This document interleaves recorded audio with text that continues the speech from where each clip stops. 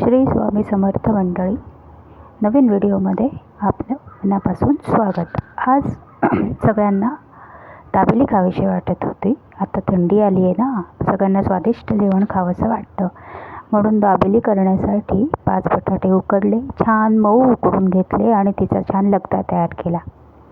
नंतर गॅसवर कढई तापायला ठेवली. त्यामध्ये थोडं तेल टाकलं व त्यामध्ये 2 चमचे दाबेली मसाला टाकून तेलामध्ये छान परतून घेतला. नंतर त्यामध्ये बटाट्याचा लगदा, मी इथे दाखवल्याप्रमाणे आता मी दाबेली मसाला टाकते आहे. 2 चमचे दाबेली मसाला छान परतून घ्यायचा आहे आणि त्याच्यानंतरच आपल्याला त्याच्यामध्ये केलेला बटाट्याचा लगदा ॲड करायचा आहे. तो ॲड केल्यानंतर पुढची प्रोसेस आपण करणारच आहोत आणि हे सगळं करेपर्यंत आपला गॅस आपण बारीकच ठेवायचा आहे, नाहीतर आपला दाबेली मसाला हा जळून जाण्याची शक्यता आहे. म्हणून आपण तो गॅस बारीकच ठेवायचा आणि हे छानपैकी एकमेकांमध्ये पहिले मिसळून घ्यायचे आहे. ते छान मिसळून घ्यायचं. बटाटा एकदम त्यासाठी मऊ असला पाहिजे. बटाट्यामध्ये आतमध्ये अजिबात फोडी असू नयेत, नाहीतर मग तो मसाला सगळ्या बटाट्याला पूर्ण लागणार नाही व याची दाबेलीची चव तुम्हाला नीट चांगली येणार नाही. ह्यामध्ये थोडा आंबटपणा येण्यासाठी मी टोमॅटो केचप ॲड करते आहे. त्याच्यानंतर त्याच्यामध्ये थोडंसं आपल्या चवीप्रमाणे मीठ घालायचं आहे.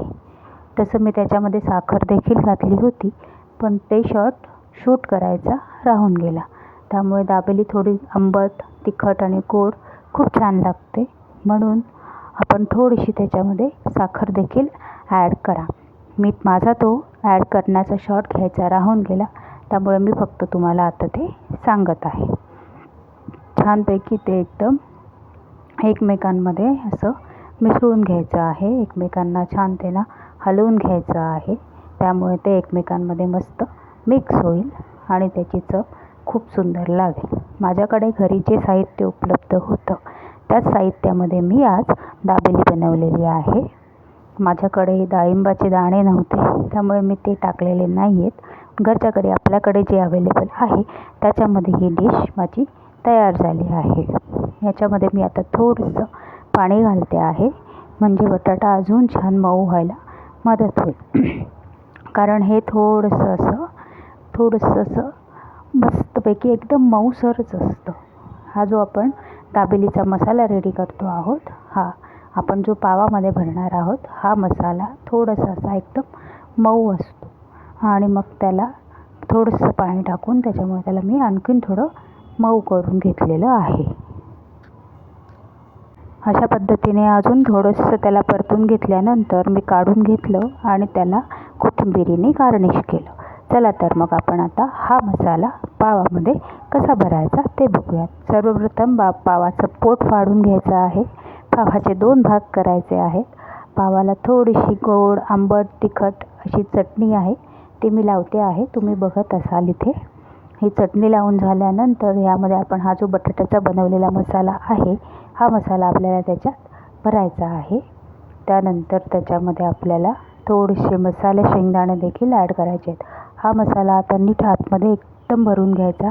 त्याच्यामध्ये थोडे मसाला शेंगदाणे ॲड करायचे. वरतून थोडा कांदा ॲड करायचा आणि कांदा आतमध्ये छान एकदम बसवून घ्यायचा आहे.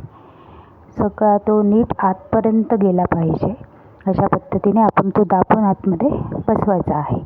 त्याच्यानंतर परत एकदा त्याच्यात हा मसाला टाकायचा आहे.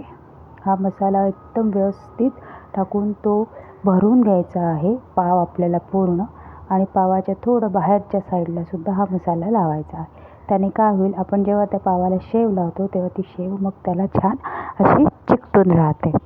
अशाच पद्धतीने मी तुम्हाला दुसरा पाव देखील भरून दाखवत आहे. ह्यामध्ये पहिले आपण ही जी गोड आंबट तिखट चटणी आहे ती लावून घेऊयात पावाच्या आतमध्ये. आणि पाव हा अशा तिरका पद्धतीनेच फोडायचा असतो दाबेलीसाठी. असा पूर्ण आपण जसं वडापावला फोडतो तसा फोडू नका. आता याच्यामध्ये आपण मसाला भरला, मसाला शेंगदाणे टाकले, त्याच्यानंतर थोडा कांदा टाकला, तोही छान आतमध्ये बसवून घेतला. वरतून अजून थोडा मसाला आपण आता टाकत आहोत आणि तो छानपैकी तो एकदम पावामध्ये एकदम बसवून घ्यायचा. आणि बाहेरसुद्धा थोडासा मसाला लावायचा, जेणेकरून आपली शेव तिथे चिकटली पाहिजे. आणि ती शेव तिथे चिकटली तरच ते खूप सुंदर दिसतं आणि खूप सुंदर लागतं. आता आपण चला मस्तपैकी पावाला बटर लावून घेऊयात आणि दोन्ही साईडनी पावाला असं मस्तपैकी बटर लावून घ्यायचं. याच्यात थोडं बटर जास्त जातं, पण क्रिस्पी झालेली दाबेली जास्त छान लागते, म्हणून आपल्याला तिला थोडी क्रिस्पीच करायची आहे.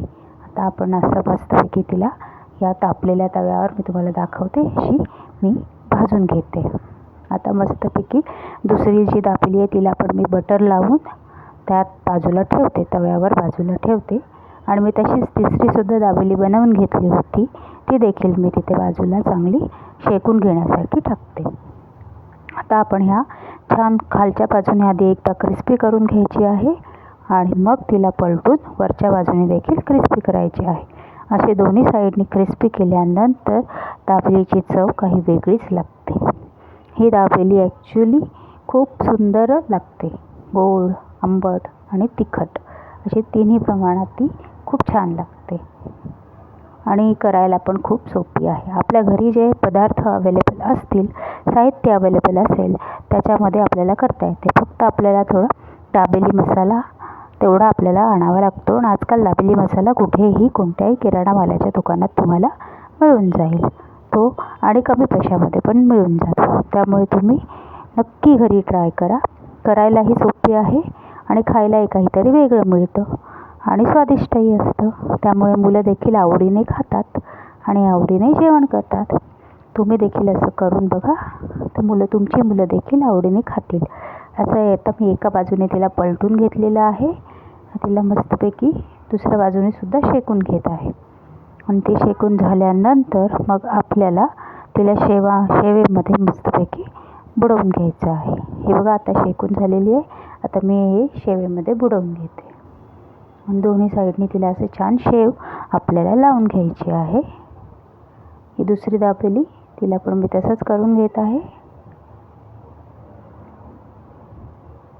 आणि आता ही तिसरी दाबेली. अशा पद्धतीने आपली आता ही दाबेली तयार झाली, खाण्यासाठी तयार. व्हिडिओ आवडला असेल तर व्हिडिओला लाईक, शेअर आणि चॅनलला सबस्क्राईब नक्की करा. भेटू पुढच्या व्हिडिओमध्ये. तोपर्यंत बाय.